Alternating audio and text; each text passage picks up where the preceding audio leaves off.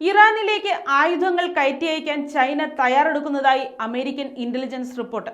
അടുത്ത ഏതാനും ആഴ്ചകൾക്കുള്ളിൽ ചൈന ഇറാനിന് പുതിയ വ്യോമ പ്രതിരോധ സംവിധാനങ്ങൾ കൈമാറാൻ തയ്യാറെടുക്കുന്നതായാണ് അമേരിക്കൻ ഇന്റലിജൻസ് വൃത്തങ്ങൾ നൽകുന്ന സൂചന. അമേരിക്കയും ഇറാനും തമ്മിലുള്ള 5 ആഴ്ച നീണ്ട യുദ്ധം താൽക്കാലികമായി അവസാനിപ്പിച്ച വെടിനിർത്തൽ കരാറിന് മധ്യസ്ഥത വഹിച്ചത് തങ്ങളാണെന്ന് ചൈന അവകാശപ്പെട്ടതിന് തൊട്ടു പിന്നാലെയാണ് ഈ നിർണായക നീക്കം എന്നത് ശ്രദ്ധേയമാണ്. മാത്രമല്ല, അടുത്ത മാസം ആദ്യം ചൈനീസ് പ്രസിഡന്റ് ഷീ ജിൻപിങ്ങുമായി ചർച്ചകൾ നടത്തുന്നതിനായി American president Donald Trump China സന്ദർശിക്കാനിരിക്കെയാണ് ഈ ഇന്റലിജൻസ് റിപ്പോർട്ടുകൾ പുറത്തുവരുന്നത്.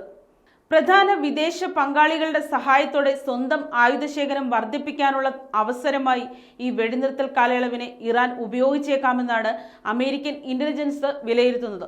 ആയുധങ്ങളുടെ യഥാർത്ഥ ഉറവിടം മറച്ചുവെക്കുന്നതിനായി മൂന്നാം രാജ്യങ്ങൾ വഴിയാകും ചൈന ഇവ ഇറാനിലേക്ക് എത്തിക്കുകയെന്നും റിപ്പോർട്ടുകൾ വ്യക്തമാക്കുന്നു.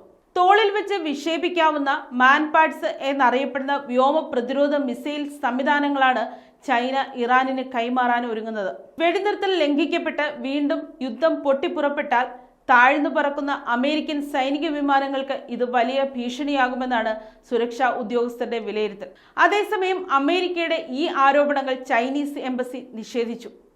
സംഘർഷത്തിൽ ഏർപ്പെട്ടിരിക്കുന്ന ഒരു കക്ഷിക്കും ചൈന ആയുധങ്ങൾ നൽകിയിട്ടില്ലെന്നും പുറത്തുവരുന്ന വാർത്തകൾ തികച്ചും അടിസ്ഥാനരഹിതമാണെന്നും വാഷിംഗ്ടണിലെ ചൈനീസ് എംബസി വക്താവ് അറിയിച്ചു. അടിസ്ഥാനരഹിതമായ ആരോപണങ്ങൾ ഉന്നയിക്കുന്നതിൽ നിന്നും വിഷയങ്ങളെ തെറ്റായി വ്യാഖ്യാനിക്കുന്നതിൽ നിന്നും അമേരിക്ക പിന്മാറണമെന്ന് എംബസി ആവശ്യപ്പെട്ടു. ഉത്തരവാദിത്വമുള്ള ഒരു രാജ്യമെന്ന നിലയിൽ ചൈന എക്കാലവും അന്താരാഷ്ട്ര ബാധ്യതകൾ നിറവേറ്റിയിട്ടുണ്ടെന്നും സംഘർഷം ലഘൂകരിക്കാൻ ബന്ധപ്പെട്ട കക്ഷികൾ കൂടുതൽ ശ്രദ്ധ കേന്ദ്രീകരിക്കുമെന്നുമാണ് പ്രതീക്ഷിക്കുന്നതെന്നും ചൈനീസ് വക്താവ് കൂട്ടിച്ചേർത്തു. News desk, Kottarakkara media.